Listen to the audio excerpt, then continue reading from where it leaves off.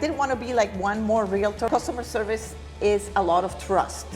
People have to trust you. I started also with a small company. She taught me, how to run a small company, and that's why I decided then, in 2 years later, to build my own company. For me, client relationship is the key. It's the key for everything in life and relationships.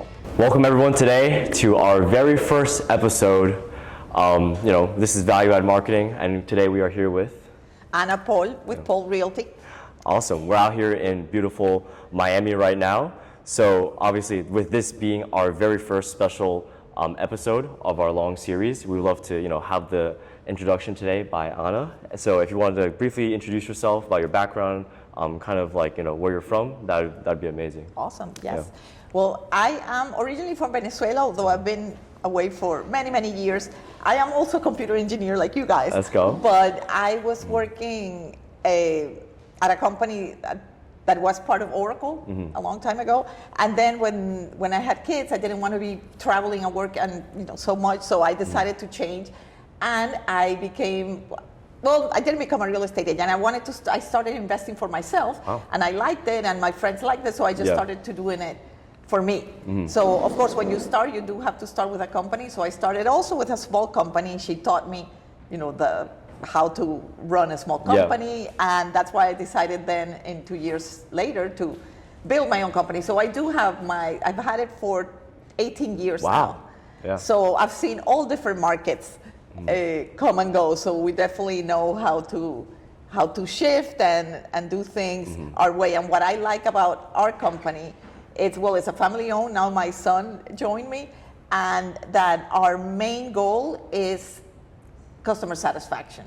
100%. So I think that's what differentiates us. That's what I've always liked. Even when I worked at Civil Systems, I always worked in the business consultant side of things. So I was always working facing the customer.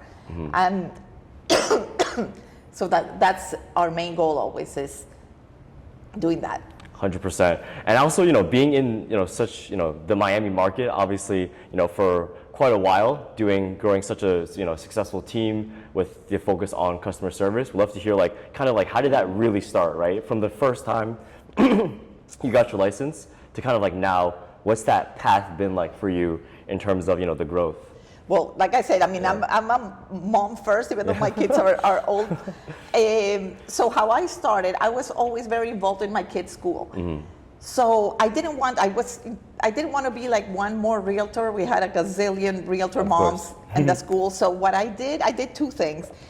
I went back to Venezuela. This was 2007, so it was a long time ago.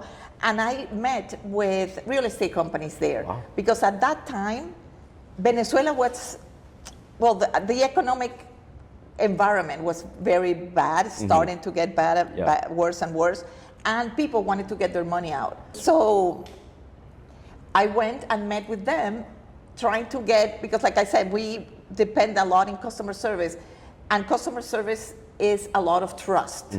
People have to trust you. So how people trust me if they don't know me? So I went there, I met with these people. I said, if they trust you, if they trust their real estate agent in Venezuela, and they tell him, go with her, I'm sure it's going to be great. Yes. That is key. And that's what helped us so much. That's how I started. I went to Venezuela, Colombia, Spain, and made relationships that way. And they would send me their clients, and that was almost 20 years ago. And to this day, I still work with those clients. That's how I create my company. Let's say it's all referrals and all past clients that bring me their new clients, just because they know me, they trust me. Actually, yesterday I signed a listing agreement of the house of a mother of a mom from the school from a gazillion years ago. That's crazy. They saw me in LinkedIn, they remembered me. Oh yeah, she was the mom. I was always involved in the PTA, so I always had ads in the school. That's how I made my business. That's awesome. Wait, and where did you get the idea in the first place to even go down there, obviously go to all these, different areas and actually talk to these individuals? Well, like I said, since my engineering background, I think it's helped me in all my life, because it gives you a lot of solution selling. That's what we call. So it's not, I said, I don't want to be one more. Let me find a niche for me, because maybe it's not for everybody, but for my clients, it would work. So I looked at that niche, and at that time there weren't that many here. So it worked. It worked. I had so much business, and the same way I was recruiting my agents. A lot of real estate agents from Venezuela were coming here, so I would recruit them, and they had their people there. So that's how we started doing the business at that point. But that was, I don't know, almost 20 years ago. And like everything changes. Of course, yeah. Then the political climate in Venezuela got worse and worse, so it was harder for them to get the money out. But then Colombia started on the same path. So that's when we changed, and we started this about 3 years ago, going to Colombia every 3 months and do presentations there at the hotels, mainly of the new constructions here. Well, you've seen, I mean, the growth of Miami is like incredible. So we go with these projects and show it to them, bring the numbers, like, they provide. We have a team of people, international accountants, international attorneys. We have lenders that give mortgages to international clients. So we have this whole infrastructure in place. So they just have to come to us, and we do everything else for them. Again, customer service. Wow, yeah, and all that infrastructure that you mentioned, you have all the accountants in place, you have all the systems in place. I mean, how did you build that in the first place? I think prospective agents, even clientele, like other homeowners, that I think would be very interested in hearing. Like, how did you get everything set up to make it so seamless? Like, how is customer service like so that good? Yes. Yeah. Well, we work like I said, again, because of my background, we have a lot of systems in place, standard operating procedures. So we know, like, if an agent gets a client, boom, here's all the checks that you have to do. So it's not going to happen that, I forgot to ask them for this document or this. No, because it's all there. So you just have to check step by step what you're doing. And at the beginning I didn't know, but I worked a lot with real estate coaches. Tom Ferry's very, very famous here. So they help you a lot with the systems because they have tried and true systems, especially for agents, new agents and older agents.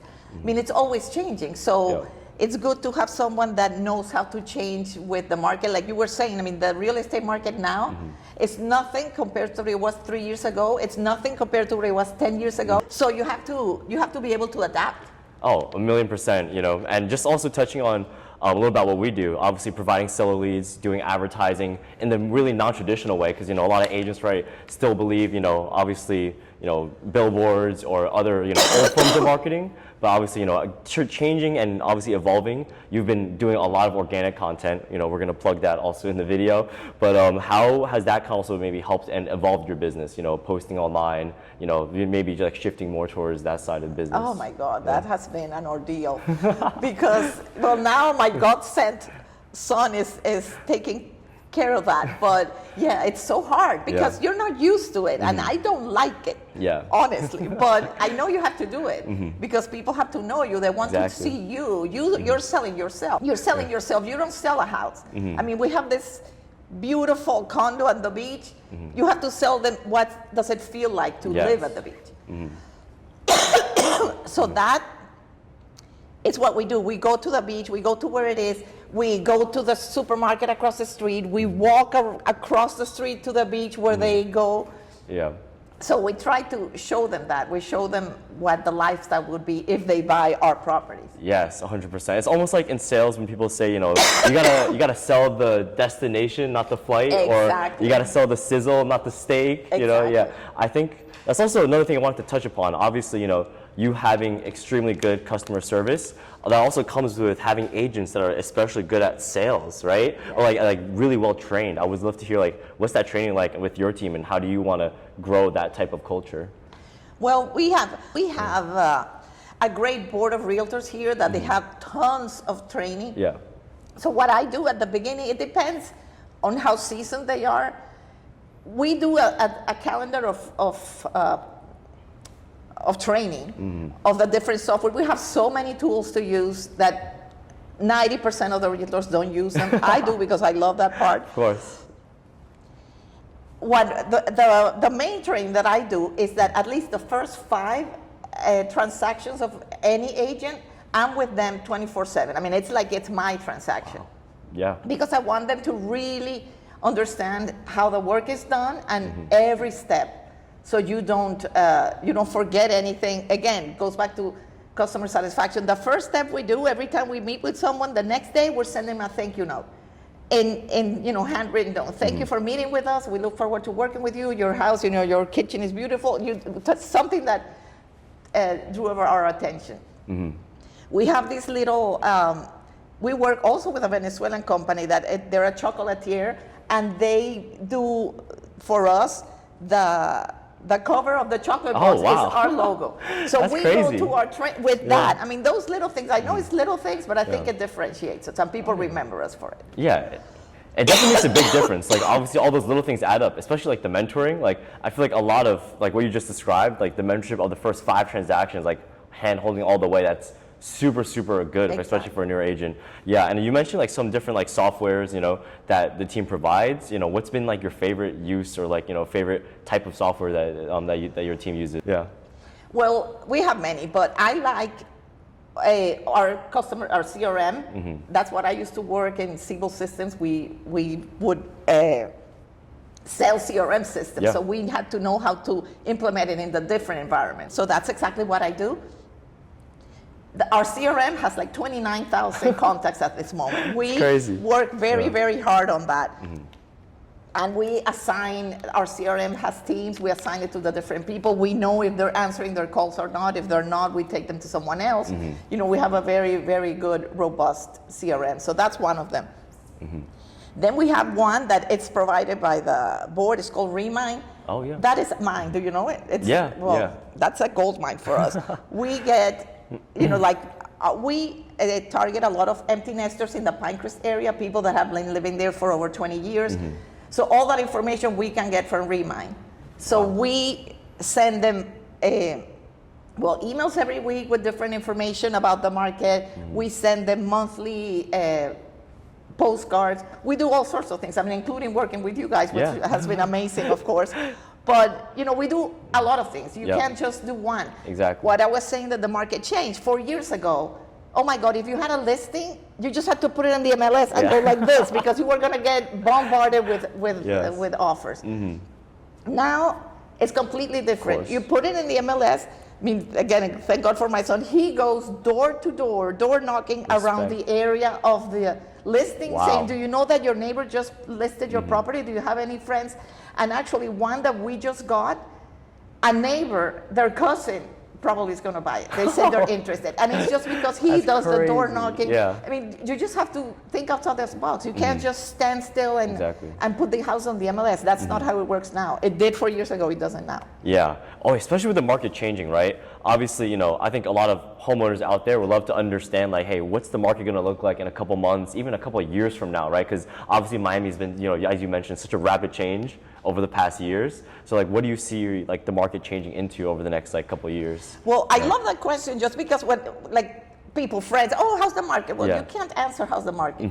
Because even if you see national news, at least in Miami, don't pay attention to national news because our market has nothing to do with, you see, oh no, Texas, the prices are going down, California, New York is depressing. Well, not here. We are getting more inventory than before, but we still don't have as much inventory as we did in 2021. We have more than last year that there was nothing, but still the prices are not going down. We're having more inventory. The houses are taking longer to sell, depending on the places again, because you have zip codes that are right one by the other. This one is a buyer's market and this one is a seller's market. That's how Miami is. It's so neighbor by neighbor, neighborhood, street by street. It's incredible. So that's why you really have to have someone that knows the market. You can't just take, your cousin, your mother. You have to you have to work with someone that knows that market. Of course. That specific market. Yeah, especially, everything seems so fragmented, right? Like seller, buyer, like in different zip codes. I mean, like, I think, something that, something your audience could use is like, what's like one really important tip that you would have for a seller in Miami versus like a buyer, right? Like one tip for a seller, one tip for a buyer that, they could use actually like and apply it if they were looking to sell or buy a property here. Well, definitely the first thing that I would do, first, of course, get pre-approved. Of course, yeah. Because people want, I want $1 million house and then can only afford $300,000. So that's the first one. But the second one is go around the neighborhoods because you don't know. I mean, when I moved 4 years ago, And I want a specific area. Well, Yeah. I went to the area, and in my price range, I couldn't get anything I liked. So I said, you know what? Let me go to the area right by it. Yeah. And I found a house that I went in and I said, this is it. So you just have to be flexible, but go and visit the areas first, because you don't know. You think you want this area, but maybe another one is even better for you. Until you check it out, yeah. Yes, so that's the first thing. That's the first thing. Just go around, walk around. You see the things that are there. Where I am, like, there has a beautiful farmers market. So now what we do, if we want people to go there, we show them, well, look, there's a farmers market here on Sundays. There's this YMCA right here that has this at certain classes, pickleball here. So you just show them what they can do in the different areas. Especially when we're working, we have this downsized concierge service, which is for people like me. Yeah. That now it's becoming empty nesters.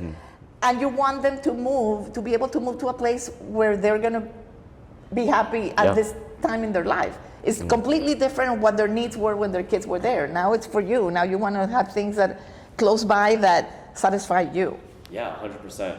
And that's definitely on the buy side, right? I think super important is actually like understanding and working with a team and someone who really understands the market. How about for a seller? Well, for seller, the first thing we also say, first, make sure you understand why you're selling. Because maybe you don't want to sell, who knows?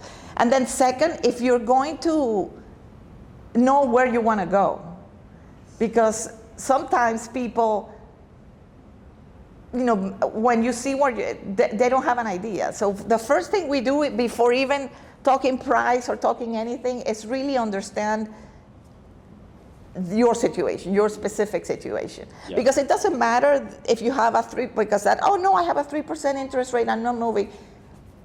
Does that make you happy, the 3%? No. Maybe this house doesn't make you happy anymore, so the 3% doesn't matter. Just go to a smaller house. I had a client just sold here in Weston, it's north of Miami. And yeah, they had a great rate and everything, but then they just bought a smaller home in a little further away, brand new, beautiful, half the price what they were paying before. So yeah, they have a higher interest rate now, but they have a better home, a better lifestyle. So you just have to think what you want and not look at the numbers at the beginning, at least. Oh yeah, definitely. And I think a lot of sellers, obviously with our company, when we reach out to sellers, there's various obviously motivations all across the board. But what's typically the most common motivation you see, especially for the Miami area? Well, I like what you guys said, because we get the recording, and I love it, because that way I don't have to repeat myself. I just say, well, you said this and this and that, just to. Yeah. So that was really good. And the main one is a change of lifestyle. So the main reason is either you have more kids, or you have less kids, or you have a divorce. What they say, what do they call the 4 Ds? Yeah. Diamond, diapers, death, and divorce? Yeah. Yes. Like that. So that's basically it.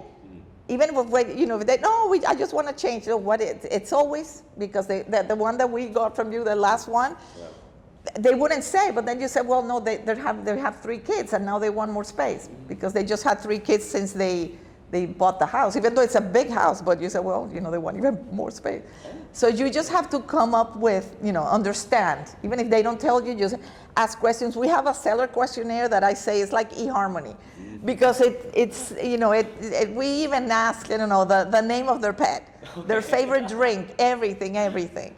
Just to make sure. Yes. Again, goes back to customer service, because then at the end, when we do the closing gift, if they had a dog that they love, we give them a membership to Chewy for 6 months, or if they want a Ring doorbell, if they have this house that is a fixer-upper, things like that. But you have to know what it is they want to do. Yeah, exactly. You have to know the situation. Exactly. Yeah, and I will just touch on the appointment that we sent over before. Obviously, we'd love to hear more of the details. This is someone that our team vetted, extremely, with a lot of steps of verification. They had to be ready, willing, and able to sell. So from your perspective, how did the conversation go?